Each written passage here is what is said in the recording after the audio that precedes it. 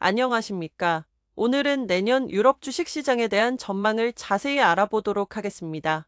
현재 유럽 주식시장은 경제 둔화와 정치적 불안정으로 인해 저조한 투자 성과를 보이고 있습니다. 특히 주목할 만한 점은 유럽 종합주가지수인 스톡스 600의 내년 말 전망치가 현재 대비 4% 상승에 그칠 것으로 예상된다는 점입니다. 미국 시장이 10% 이상의 상승세를 전망하는 것과는 상당히 대조적인 모습입니다. 제조업 부문의 위축이 특히 심각한데요. 9월 제조업 구매관리자 지수가 40.6을 기록하며 27개월 연속 위축세를 보였습니다. 더욱이 내년에는 트럼프 행정부의 유럽산 수입품에 대한 추가 관세 가능성까지 더해져 시장의 우려가 깊어지고 있는 상황입니다.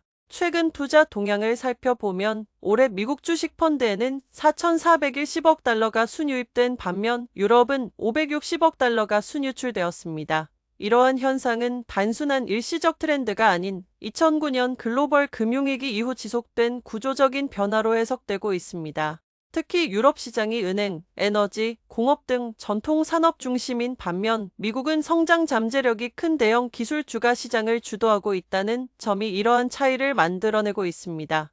현재 유럽 주식의 성과는 미국 대비 48년 만에 최저 수준을 기록하고 있습니다. 하지만 전문가들은 이러한 상황이 오히려 투자 기회가 될 수 있다고 분석합니다. 현재 S&P 500의 주가 수익 비율은 22.3배로 25년 평균치인 15.7배를 크게 웃도는 반면 스톡스 600은 평균 수준을 유지하고 있어 상대적으로 저평가되어 있다는 평가입니다. 주목할 만한 점은 트럼프의 공격적인 통상 정책이 오히려 유럽 시장의 기회가 될 수 있다는 분석입니다. 유럽중앙은행의 지속적인 통화 완화 정책을 이끌어낼 수 있고 이는 장기적으로 주식시장에 우호적인 환경을 조성할 것으로 예상됩니다.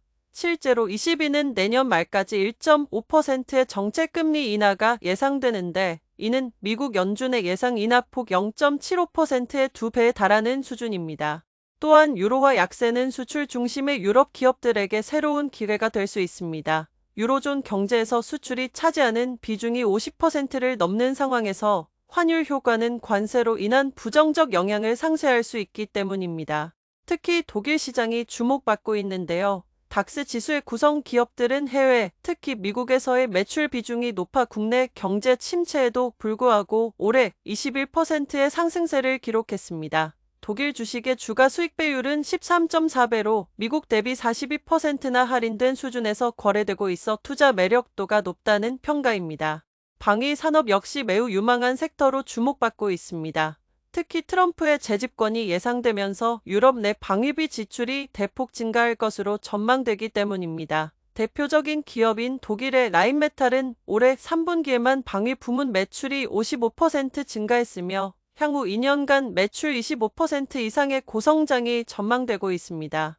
NATO 회원국들의 군사장비 수요가 꾸준히 증가하고 있어 견조한 실적 성장이 이어질 것으로 기대됩니다. 실제로 애널리스트들은 라인메탈의 매출액이 내년과 내후년에도 각각 25%, 26% 증가할 것으로 예상하고 있습니다.